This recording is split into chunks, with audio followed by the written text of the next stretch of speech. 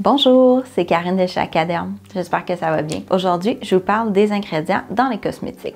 L'alcool, qu'est-ce que ça fait dans une formule? L'alcool, ce que c'est une molécule de carbone auquel est attaché un groupe hydroxyle, soit un atome d'hydrogène et un atome d'oxygène. Dans la famille des alcools, il y a plusieurs ingrédients qu'on utilise dans nos produits, mais aussi dans la vie de tous les jours, dont le sucrose, du sucre blanc de table. On a aussi l'éthanol, le propanédiol, on a aussi le cétylalcool et il y a aussi la glycérine. La glycérine, c'est un des meilleurs humectants qu'on a là, vraiment sur le marché. On l'utilise dans la majorité des formules, mais pourtant, ça fait partie des alcools. Puis c'est pour ça que je veux que vous compreniez que c'est pas parce que c'est marqué alcool à côté d'un ingrédient ou qui fait partie de la famille des alcools que c'est quelque chose qui est asséchant ou bien qui est pas bon pour la peau. Le type d'alcool qui fait le plus peur à la majorité des gens, c'est l'éthanol. On va souvent voir son nom inki SD alcool ou alcool dénat. Ce que c'est, en fait, c'est un liquide qui est volatile et qui va s'évaporer très rapidement. L'alcool dénaturé, c'est un alcool qu'on va utiliser souvent en cosmétique en tant que solvant. Ce que c'est un solvant, c'est un liquide qu'on va utiliser pour extraire les ingrédients actifs des végétaux. Souvent, les végétaux ne sont pas vraiment solubles à l'eau. Donc, pour en extraire les ingrédients actifs désirés, c'est très difficile. Alors, c'est pourquoi on utilise de l'alcool. On va souvent retrouver dans le bas de la liste INCI SD alcool ou alcool dénaturé parce qu'il y a une petite quantité d'alcool qui a été utilisée en tant que solvant pour un ingrédient actif et on doit absolument déclarer selon le règlement de la cosmétique. Alors, c'est pour ça qu'il se retrouve au bas de la liste INCI de la majorité des items. Puis le bas de la liste, c'est vraiment minime. C'est toujours moins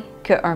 Donc, il n'y a pas d'inquiétude à avoir là. Et en plus, ça s'évapore tellement rapidement qu'il n'y a aucun résidu qui va rester sur la peau du visage. On utilise aussi l'alcool dénaturé pour dissoudre les actifs dans les produits. Par exemple, quand on a des formules de soins solaires, on va souvent utiliser de l'alcool dedans parce que ça va faire une meilleure texture, une texture plus fine. Et lorsqu'on va l'appliquer sur la peau, vu que ça s'évapore rapidement, la texture va être vraiment très légère. On va aussi utiliser l'alcool dénaturé en tant qu'agent de pénétration. Ce que c'est un agent de pénétration, eh bien, c'est un produit qui va aider à faire pénétrer les molécules actives plus profondément dans la peau. Ici, dans le cas de l'alcool, ce que ça va faire, c'est que ça va momentanément dissoudre la barrière hydrolipidique de la peau et faire pénétrer les ingrédients plus profondément dans la peau. Ensuite, on a les alcools gras. Les alcools gras, c'est très souvent utilisé dans la cosmétique. C'est sous forme de cire un peu grasse. C'est plein de bienfaits pour la peau, donc c'est pour ça qu'on est vraiment fan de ces alcools gras-là. Quelques propriétés de ceux-ci, c'est hydratant, adoucissant, protecteur,